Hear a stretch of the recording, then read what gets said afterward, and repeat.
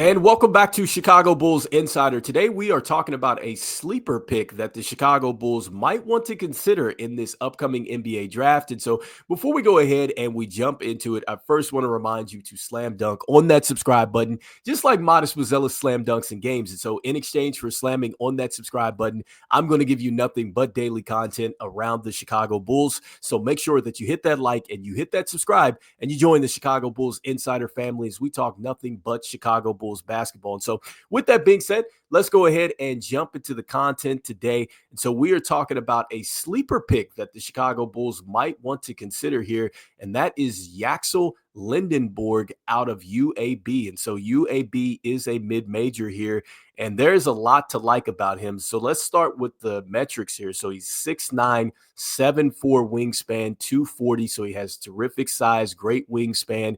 And look, he is a terrific do-it-all forward. And so let's go ahead and jump into the numbers. And so starting with what he can do as far as scoring the basketball, you see he averaged 17.7 points a game, 11.4 rebounds a game. So you have to love that. 4.2 assists. He shot 52.2% from the field, 35.7 from downtown, shot 75.7 from the free throw line, 2 turnovers a game, and he also had 1.8 blocks a game and 1.7 steals. And so you see a player that was very productive. And also, too, you see that he played for a mid-major, and so more to come about that. But let's go ahead and jump into the things that, man, he does extremely well. And so I think that the first thing that you're going to see with him is just it's his ability to just get to the post. I think that when you look at his highlights, he is terrific at using his size and using his strength to really put a defender in a tough position. He seems to know exactly what to do in the post. I think that he has some excellent footwork, and so I was very impressed with that. The fact that you could dump it down to him on the post and he can get a basket. And if it's taken away as far as him backing a defender down, he knows how to get to the face-up game. And so that's another thing. He knows how to reverse pivot out of that, get to a face-up. He'll knock down a jumper, or he could go by you. And so that do-it-all type of forward, you see that immediately when you look at his highlights. And so next up, look, I love the fact that he has a terrific feel for the game. I think that this is a player that does not get sped up on the offensive end. And I also think that he doesn't get sped up on the defensive end. It seems like that when things are kind of flying around, he seems to know how to process and know when to come up for the help side block. He knows how to get into the passing lane as well. And I think offensively, he just seems to have a very good, mature feel to his game. And so you love that, the fact that he just doesn't get sped up. That's something that I think really helps your team, especially when you get stagnant on offense. And so that's how that could really translate at the next level. And so next with him, what I love about him is just it seems like that he has just great decisive moves to me. I thought that, look, when he really decided that he wanted to make up his move and go, or make up his mind, and go, he really got to his move and he got to it. And so he just doesn't waste, I think, a whole bunch of motion in getting to where he wants to go on the floor. So you love that because that can be really valuable, especially when you're talking about getting late into, a shot clock, or you need somebody to attack early or whatnot. Like, he is not going to mess around here. So you love that and what he could possibly bring to your offense that way. And then next, look, I love the fact that he has a terrific handle. I think his handle at 6'9", I thought it was good enough. It's tight enough to where he can come down off the break. He'll shoot the basketball that way. Seems to be fine in traffic. He doesn't get flustered that way. I love the fact that he can be just nice with his handle enough to create enough space to get to his mid-range and things like that. So the handle for a forward or do-it-all forward, I think, is terrific. So you love that. I think that that's something that is going to translate. And so next, as far as the way that he shoots the ball, he can get you in several different ways. I mean, he can get you off a pick and pop. He showed that in his highlights. He also shows a player that can get standstill shots and knock them down. And he looks like a player that would be a guy that could translate and really get to the point where he can come off screens and things like that and hurt you that way. I think he has a good feel for the game as far as understanding when to drift and get to certain pockets on the floor. So I think that that type of floor awareness and understanding balance on the floor, I think that Yaxel definitely does do that. And so that's another thing that I think is an upside for him. And then next, when you start to talk about him as a playmaker, he certainly has that. I think that he flashes that because it's not anything flashy with the passes and it's not anything flashy with the burst or anything like that. But because of his size and his strength, he knows how to create angles. And with those angles, he's not just so locked in on the basket. Like he will look for teammates who are making last minute cuts and things like that and find you that way. I think he's terrific at the top of the key. So that really suggests to me that he's going to be terrific in dribble handoff action. I think he reminds me a lot of what Zach Collins did from the top of the key with these bounce passes and things like that. So I think he could be really smooth with that if you're getting some good player movement from guards and wings that are cutting and stuff like that. So I think he would be excellent there. And then next, when you talk about the defense, look, man, I think that he has terrific hands on the defensive end. I thought that he was terrific in his passing lanes or playing passing lanes. I think he's good too as far as his timing and understanding when to get block shots and stuff like that. So he seems to know, how to get over defenders and stuff like that. So he'll disregard those defenders, get over those picks and stuff like that. So you love that. And I did like the fact that it seems like he's a player that could guard a 4 and a 5. Like I think that he has that type of quickness where you don't worry about a mobile 4 and a 5. I think he can handle that.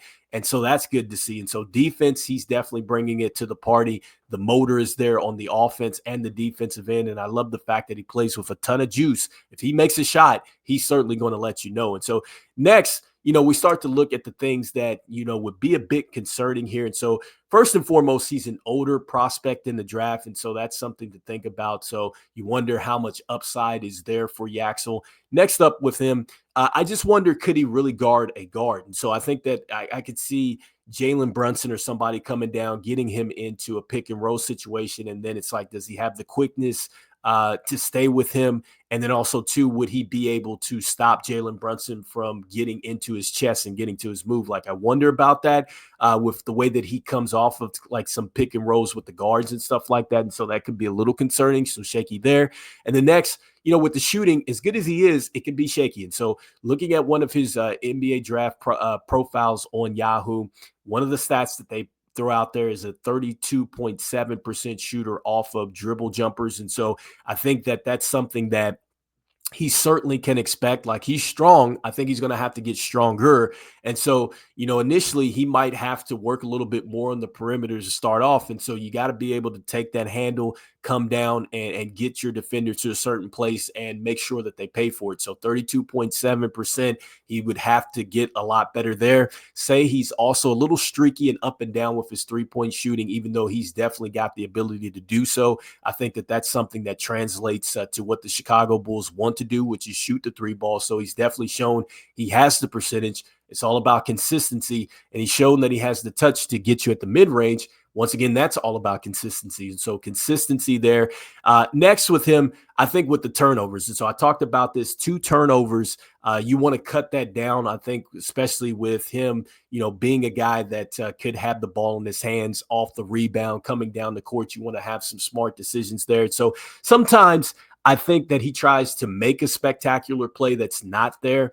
And so that's something that he has to work on there. So just kind of down the back a little bit. And then I think the next thing for him is just, what does he want to do? Because right now, I think he's in the transfer portal, and he could end up at Michigan. I think that that's where he's slated to go.